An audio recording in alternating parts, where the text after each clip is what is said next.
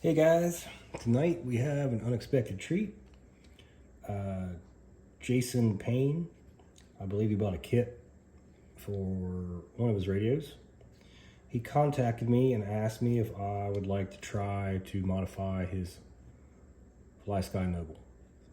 And that's kind of brave because I've never taken one apart before.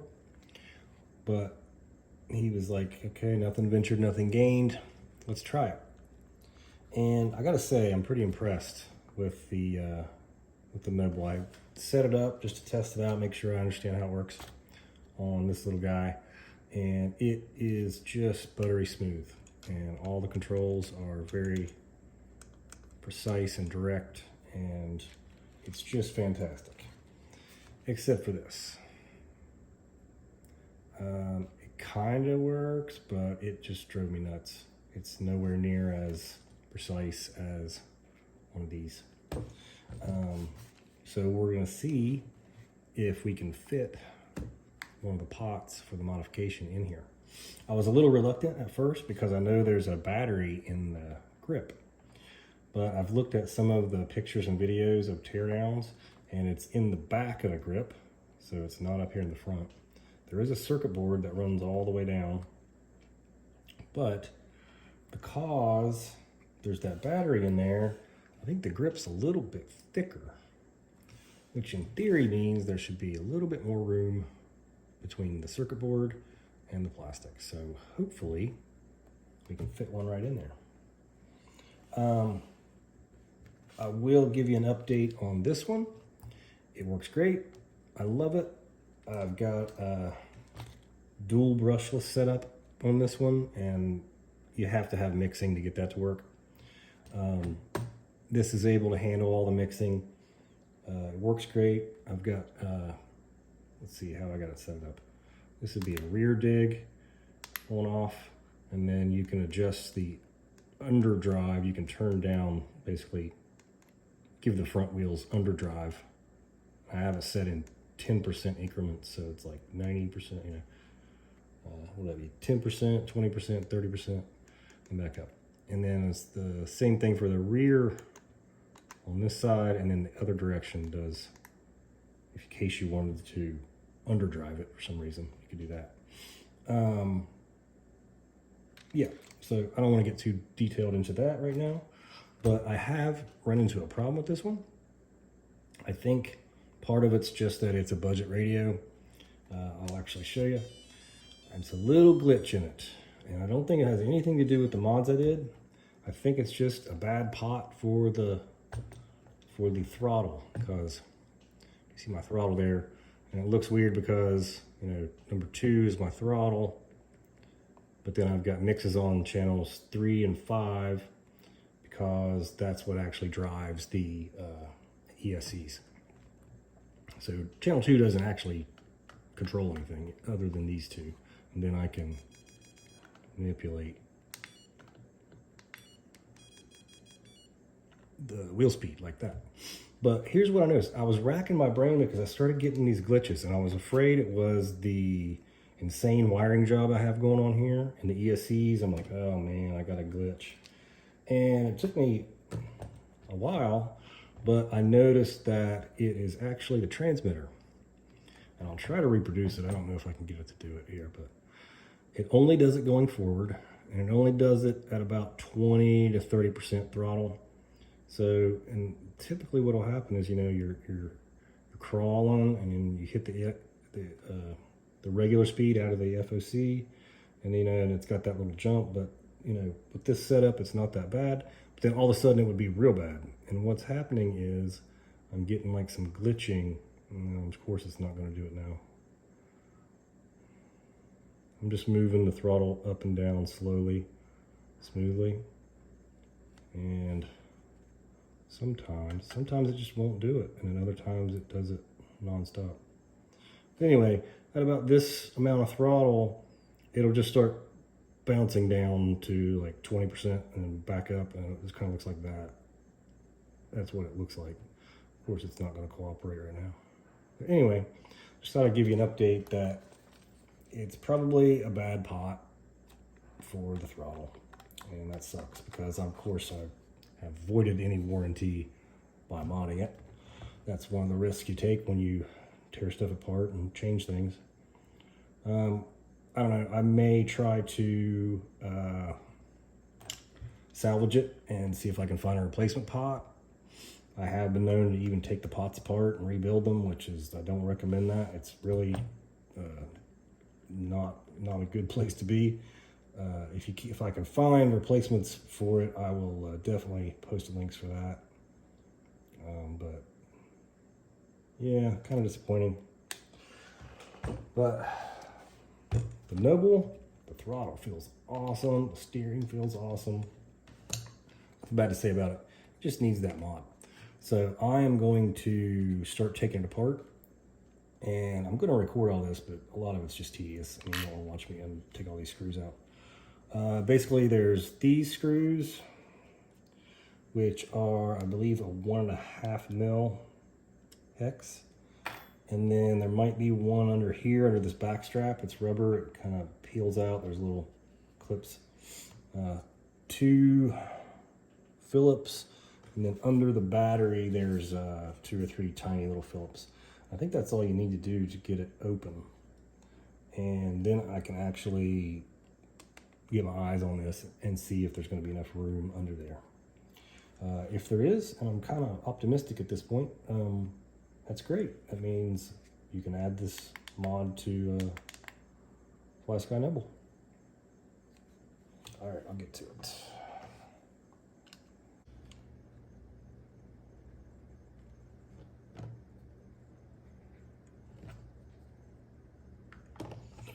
All right, so that back strap is a real pain in the ass to get off of there.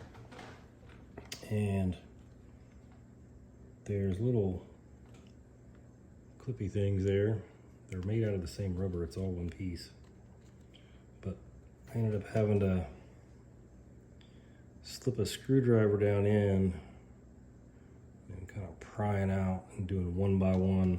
And I started at the top and then went down one side and up the other.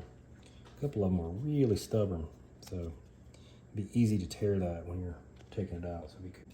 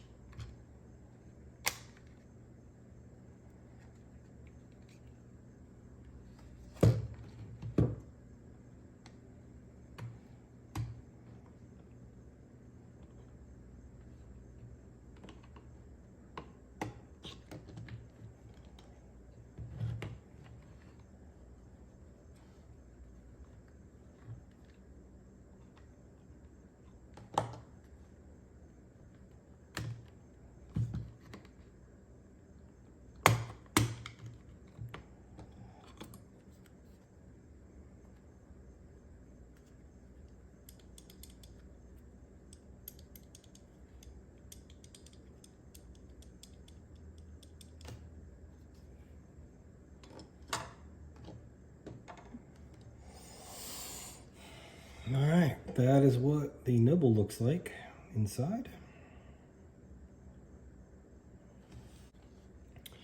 So it looks like these are just friction fit. So this popped right off, and it looks like this is the exact same potentiometer that's in both the G7P and the GT5.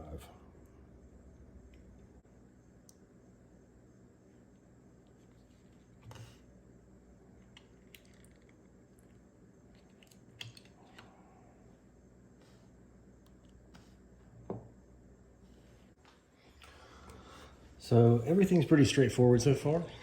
Getting the case apart. Nothing too scary.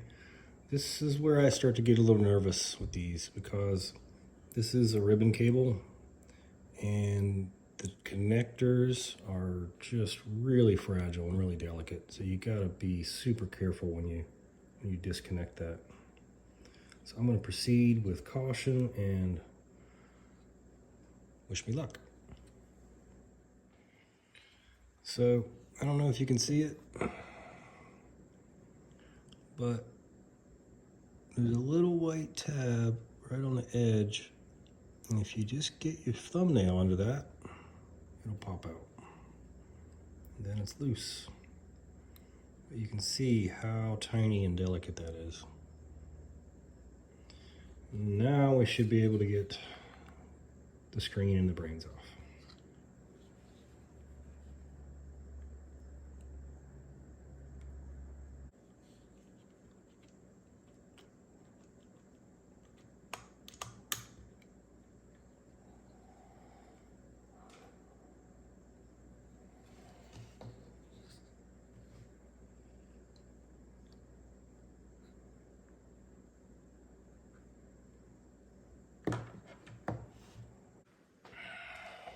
Okay, so the way that this smaller ribbon cable is connected, what you have to do is, you see this little black piece right here on both sides? That actually goes in underneath of the ribbon cable, and it kind of wedges it in. So what you have to do is carefully wiggle this out.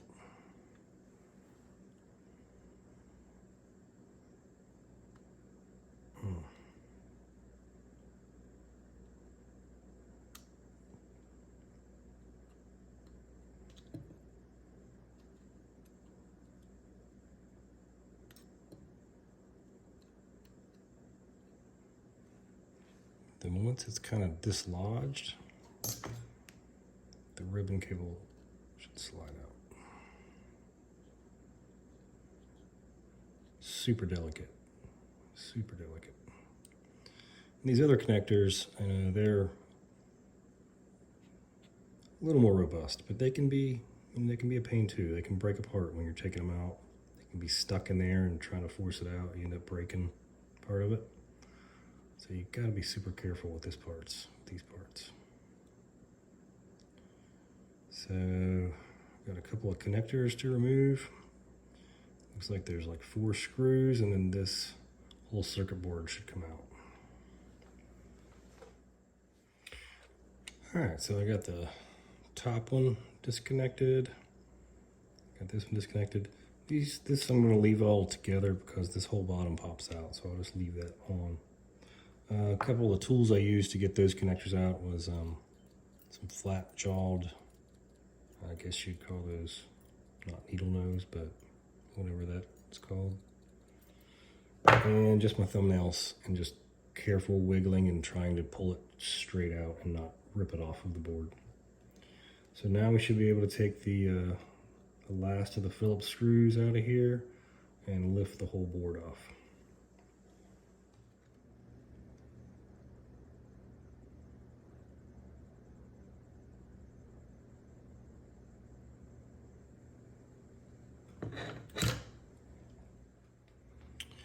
All right. There were 2 more little connectors that go to the throttle, and now it's loose. And what have we found? Well, there's some good news and bad news. This is for the power. It can be rerouted, so that's got to come out of the way.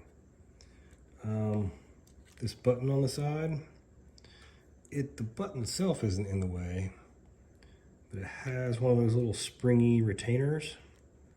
So that means that'll have to be cut off, and then we can fabricate some other little way to keep that button in place. It'll probably stay in place by itself. The GT5 doesn't, I don't think it even has that thing. It just sits in there. It's just to keep, I think it's just to keep the button from like rattling around. So it gives it a little more, professional feel. So it could probably survive without that, but if I need to, I can fabricate a little springy thing on the bottom. And that gives us lots of room. So there's no doubt that that pot will fit in there, which is great. I can move on to trying to fit the pot. See how it goes. All right, so here's the little springy thing I was talking about. That'll have to be cut off. I was hoping that I could switch the buttons around from the other side and it would be down and I could still use it, but the way they're shaped, it just doesn't work. But it's not that big a deal. That's literally just a piece of plastic molded to it that keeps it from rattling and wiggling around. You could probably just leave it out. Not worried about that. These two little connectors for the throttle, they are a bear to get out. So there's always a chance you could like destroy the connector taking it out. You just have to be really patient, wiggle, try it different ways. I'm using like some tiny needle nose and a little dental pick, but it just takes a lot of patience to get those out without destroying them. Plastic's really soft, not much there to get a hold of. Okay, so the owner of this radio wants this pot moved down. So that is this one. So what I did, instead of just ripping it out or desoldering it or whatever, I don't know if you can get that, but the two outer leads coming out of it, I bent it up a little bit and I cut them with little tiny flush cutters. But I left a little meat on both sides so that for whatever reason, if you wanted to undo this and like get this pot back in, it's already in there, and all you got to do is bridge those little gaps with solder, so it's not impossible.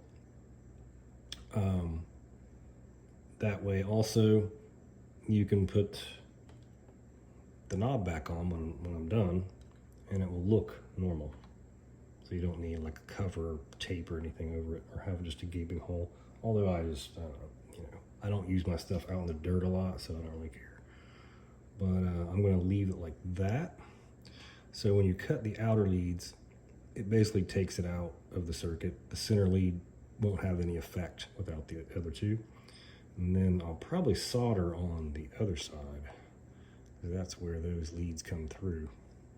And since there's already some lead sticking out and there's a little bit of solder on there already, it should be a whole lot easier to solder onto that and get a good joint, rather than trying to desolder this and then solder right onto the pad on the circuit board. It's just less destructive to do it this way. So there's little leads sticking out. I just need to solder the wires on there and that's it.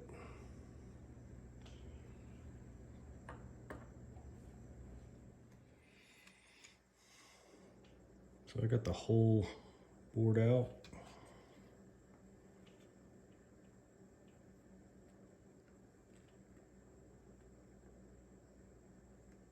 It's basically right in that corner.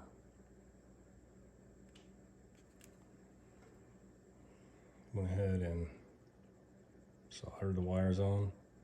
I used a little smaller gauge wire that I had laying around, just because these are going to be hard to route.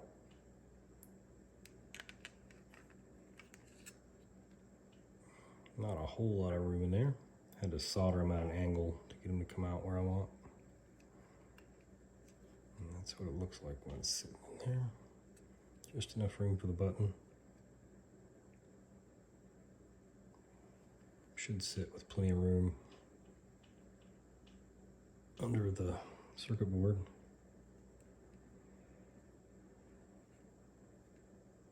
So I'm pretty happy with that so far.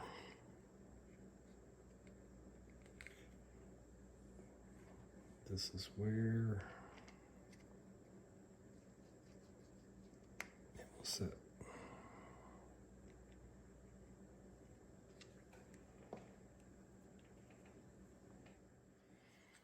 So,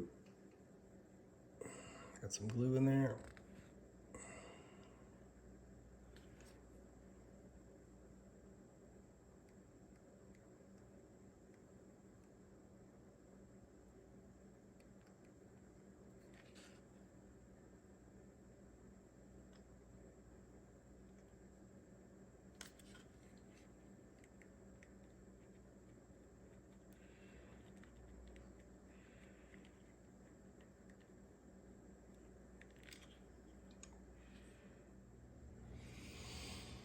All right, got the circuit board back in. Buttons working. It does rattle. I didn't put the little thing in there. I may go back and do that. I don't know.